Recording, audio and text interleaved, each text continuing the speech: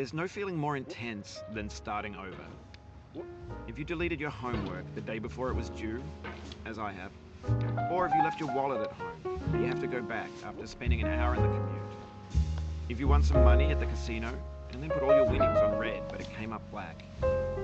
If you got your best shirt dry cleaned before a wedding and then immediately dropped food on it. If you won an argument with a friend and then later discovered that they just returned to their original view.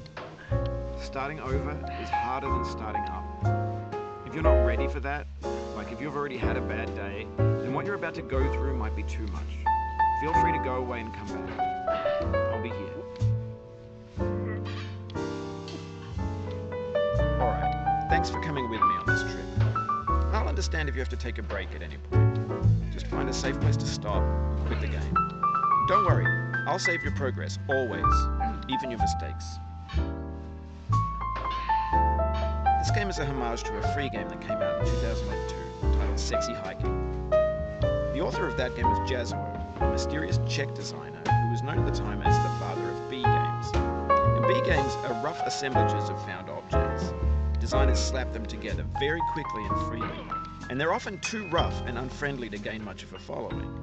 They're built more for the joy of building them than as polished products. In a certain way, Sexy Hiking is the perfect embodiment of a B game. It's built almost entirely out of found and recycled parts, and it's one of the most unusual and unfriendly games of its time. In it, your task is simply to drag yourself up a mountain with a hammer. And that act of climbing, in the digital world or in real life, has certain essential properties that give the game its flavor. No amount of forward progress is guaranteed. Some cliffs are too sheer or too slippery, and the player is constantly, unremittingly in danger of falling and losing everything. Anyway, when you start Sexy Hiking, you're standing next to this dead tree that blocks the way to the entire rest of the game.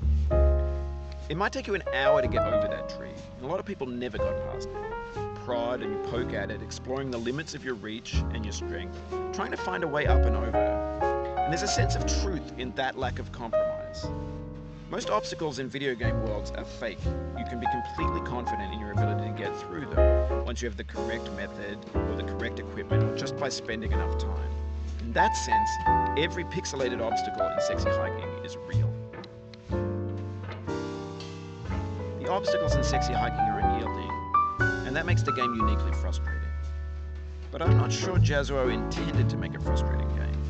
Frustration is just essential to the act of climbing, and it's authentic to the process of building a game about climbing. A funny thing happened to me as I was building this mountain. I'd have an idea for a new obstacle, and I'd build it, test it, and it would usually turn out to be unreasonably hard. But I couldn't bring myself to make it easier. It already felt like my inability to get past a new obstacle was my fault, as a player rather than as a builder. Imaginary mountains build themselves from our efforts to climb them, and it's our repeated attempts to reach the summit that turns those mountains into something real. When you're building a video game world, you're building with ideas, and that can be like working with quickset cement.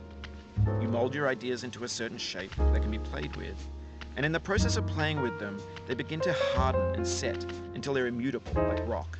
And at that point, you can't change the world. Not without breaking it into pieces and starting fresh with new ideas. For years now, people have been predicting that games would soon be made out of prefabricated objects, bought in a store and assembled into a world. And for the most part, that hasn't happened, because the objects in the stores are trash. I don't mean they look bad or that they're badly made, although a lot of them are. I mean they're trash in the way that food becomes trash as soon as you put it in the sink. Things are made to be consumed and used in a certain context, and once the moment is gone, they transform into garbage. In the context of technology, those moments pass by in seconds. Over time, we've poured more and more refuse into this vast digital landfill that we call the internet. It now vastly outnumbers and outweighs the things that are fresh and untainted and unused. When everything around us is cultural trash, trash becomes the new medium, the lingua franca of the digital age. Now, you could build culture out of trash, but only trash culture. B games, B movies, B music, B philosophy. This is what digital culture is.